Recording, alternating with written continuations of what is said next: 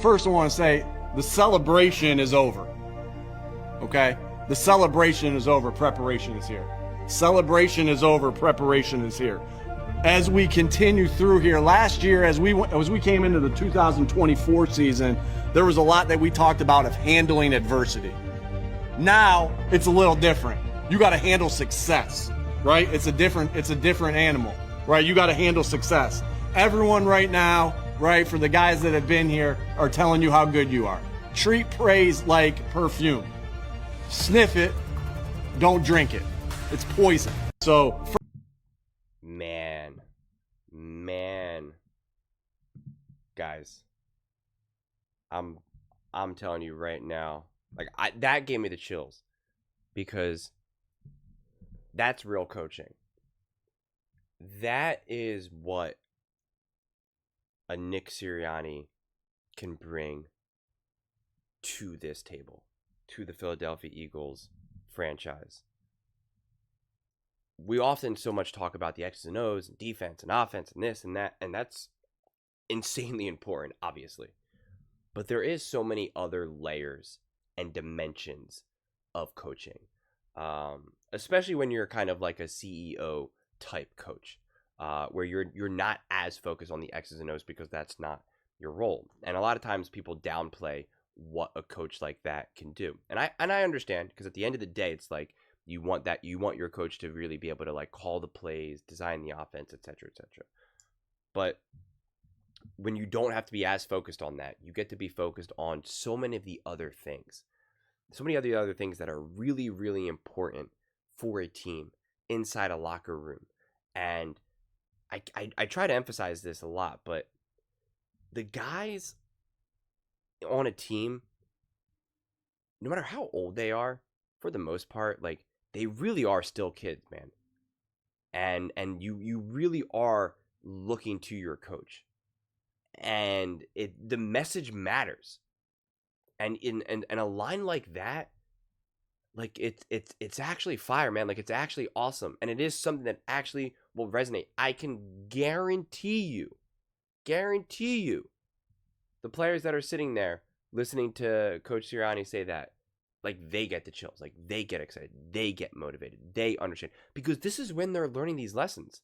Some of you guys who are older, sometimes when you're older and you've already learned a lot of lessons, some of this stuff can kind of feel like, well, yeah, obviously. Well, yeah, of course you can't let success get to your head.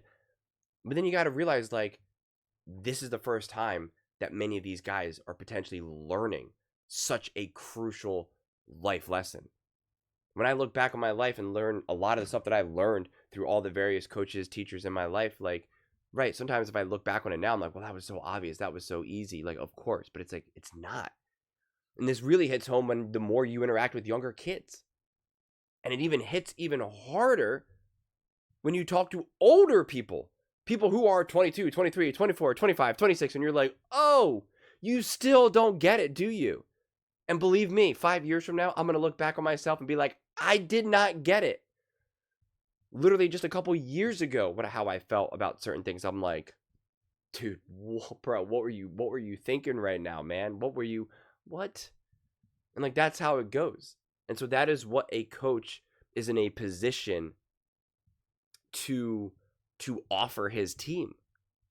And that is something that Nick Sirianni does not get enough credit for, because the way how he delivers these messages, it isn't as big and boastful, and he's not as, I won't make the comment, but like Dan Campbell. Dan Campbell is a monster, and so there's more bravado, and it's more like, man, we just don't give up. This is who we are. And people are like, yeah, let's go. And like, that can take you far. That can be energizing. That can make you more focused in the game. That can make you hit harder, run faster, all that type of stuff.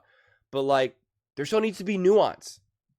There needs to be nuance. There needs to be life lessons. There needs to be more than just that. And Nick Sirianni brings that. He brings that. And it's just like, I remember having a coach, one of the best and worst coaches that I've ever had. Like, I remember sitting there, we were in the classroom, and he was, giving his speeches that he gives. And, I forget why we were in a classroom at that point, but we were in like a random classroom. I really don't know why. And he was like, he makes all these dots on the board. And he's like, you know what all this is? What these dots are? And, we're like, no. And he's like, these are all people that play in in grade school, And then he like circles a whole bunch of them, but now a little bit less. He's like, who's in this circle now? And people are like, don't know. And he's like, these are all the people who play in high school. And he like circles even more. He's like, these are the people that make JV, and he keeps circling less. These are the people that make varsity. These are the people that make college. These are the people that make D3, D2, D1. And then he like circles just one dot, and he's like, this is who makes the pros, and it's just one dot. And again, this was something that I learned like a million years ago, and I still remember. And it was like everybody got quiet. Everybody was just like, oh, like this is hard. And it was like a lesson that you learn that just like it hits, man. You're just like, and in that moment, you're either going to be like, man, I'm not going to go pro, I can't get there. Or you're going to be like, no, I'm going to be that one guy. And he did go pro, and he's like, and I did it. He goes, I was that guy. I was that little dot. And it was just like, whoa.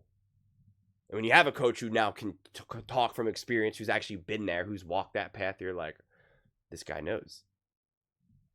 And so again, now listen, that message that he taught all those years ago really mattered. But if you also didn't actually know the X's and O's, and you didn't know the mechanics and the footwork and, this and that, it can only take you so far. You could be inspired, you could be motivated. But if he's like, doesn't really know how to teach you how to throw a football, it's like, well, I'm inspired, but I need someone else now to kind of, get me there. So it's, again, it's not black or white. It's not all or nothing. It's not just one thing. But I just really wanted to highlight this because I didn't see this clip. I saw, the original thumbnail about the perfume or whatever. And I was like, I like that line is fire. And considering his opening press conference, where he's had a whole thing about plants and it just didn't land and everyone made fun of him for it and all that. Colin Cowherd used it as a reference to be like, see, that's why Nick Sirianni is not going to work. When you have a line like this, that I'm telling you, you could be cool. You could be like, that's cheesy, that's this. It's like, you land. I don't even know if he made it up. It could already exist. It doesn't matter. The fact how it was presented to a room full of guys who just won the Super Bowl, it is the exact lesson that they need to understand. And it paints such a clear, awesome picture. And they did have to deal with adversity. Now they have to know how to deal with success. And now they're going to have to learn how to deal with success and adversity because they are going to face adversity. If you think this team's just going to go undefeated next year and there's not going to be any issues, that Jalen Hurts isn't going to have a tough game where he throws 2 interceptions, where Saquon Barkley gets held to 45 yards, where A.J. Brown gets, knocked out and now he misses a couple games. Like, they're obviously going to face adversity. This year, this coming season, they're clearly going to still say, is Jalen Hurts really the quarterback of the future? Should Sirianni be on the hot seat? We know it. Is A.J. Brown unhappy that they won, but he only had 60 yards? Should they move on from AJ? Is it time to bench Lane Johnson? Whatever it's going to be. It's always something. It's always something. It's always something. And they have to learn it. Many of these guys are actually like legitimately, technically, like biologically kids. Like they really are. We know now that the brain doesn't fully mature. Truly, this is just basic elementary science, man. It doesn't fully mature to like 26, 27, 28, maybe even longer. So like we literally got guys here that won Super Bowls that haven't even have fully developed brains. Go watch the parade, man. They can't even hold their liquor. Like seriously, you're just like, oh man. Those buses, next parade for no matter who wins in any sport, the buses need to have higher like barriers or whatever, because they're like leaning over. You see these guys, they can't even walk. They're slurring their words, and you're just like, oh man, please just all make it home. Please just make it home. And they got a great leader. I forget who it was. I think it was the one guy who wasn't even playing, but I think it was Mitchell. A young guy was he was feeling good. And he was about to give an interview, and I think he talked for a second, but then an actual seasoned veteran went out and got him, put his arm around him, and was like, "All right, go eat," whatever he said. He's like, "We're gonna keep on moving. Like, that's a leader. That's a family. That's understanding. Like, all right, come on. We're not gonna linger here in front of a camera and a mic for too long. Even though it's Philly media and it's all supportive, it doesn't matter. We're going. We're getting out of here. And it's just like, I love those moments because that's family. That matters. And I saw another clip. I don't know. I think it was like Good Morning America. One of those shows. Michael Strahan's on it. It's like not a show that I watch or whatever. It was with my mom of all people for some reason, and it was like on, and Saquon Barkley was there. He was like, I don't know. He was doing something with like kids, some like elementary school or something, and they were interviewing Saquon first. And Michael Strahan asked Saquon a specific question about like winning, and how do you I forget exactly what the question was, but like Saquon immediately just referenced Sirianni. He's like, well, like as coach always says, and it was like whatever his quote was about, like it's it's we, not me, or whatever. And like it wasn't just him just saying it for the sake of saying it. He wasn't giving the answer because he felt like it was the appropriate answer. It was him buying into Sirianni, buying into the message. And when you are coached, there is a, sometimes I use brainwash and coach speak negatively, and sometimes I mean it positively. And in this way, like you get hypnotized. There is like this collective brainwashing where you guys all connect, all buy in. And when you hear commentators or people say like, oh, the coach lost the locker room, a lot of time it's like they're just no longer buying into what you're saying. No matter what you're saying, you're just like, it just doesn't land anymore. It's like, yeah, I've heard that a million times. Like it just doesn't resonate with you. And you have players that like really buy in. And that's why a toxic player or two in the locker room really matters, because they can poke holes into that. They can poke holes into that kind of like collective hypnosis. And that's what you need. You need everyone to buy in. You need everyone to believe in the message. That's what it takes. That's what it takes. And Sirianni obviously has that. And again, it's not the only thing. Sometimes you can have that and still be bad, and it's still your time to go. You can have a team that buys into your message, loves it, but you're just not good enough coach, which Sirianni has clearly proven to be good enough. And I do grant that it's harder to see what a Sirianni can do.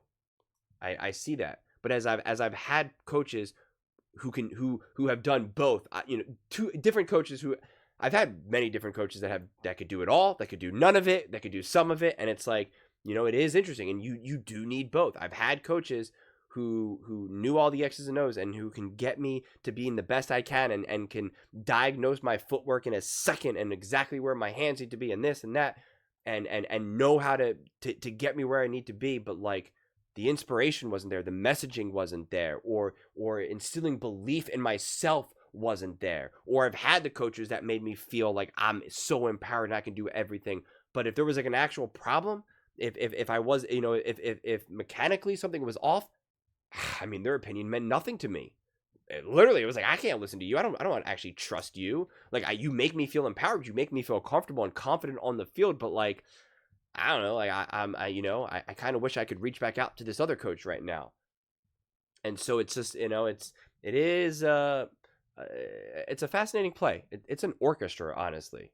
All different music, all different instrument. Everyone's playing different notes. Like it's a crazy balance. But I just think it would make sense to really praise a Sirianni in this moment, because I actually think it's pretty perfect symmetry of how day one of him being the Eagles coach, he gives a press conference and people are like, what the heck did this man just say? Who the heck did the Philadelphia Eagles just hire as their next head coach? Oh my goodness. And now fast forward, Super Bowl champions, day one of the next season, and the guy's just dropping just wisdom. But those are just my thoughts. I'd absolutely love to hear yours. What do you guys all think about Nick Sirianni and the Philadelphia Eagles, and what he offers this team, and how he's helped make this team truly great and special? Let me know in the comments below. I read every single comment. So whether you agree with me or disagree with me, either way, let's get in some discussions. Let's get in some fights. But ultimately, let's just have some fun. And please do consider subscribing. We are building an amazing community here, and I absolutely love to see you part of it. I want to build something that we all genuinely feel connected to. Something that we're really excited to be part of. I think we're well on our way to doing it. And please don't forget to give this video a thumbs up, as it really does help with visibility and the algorithm. Thank you so much. See you next time.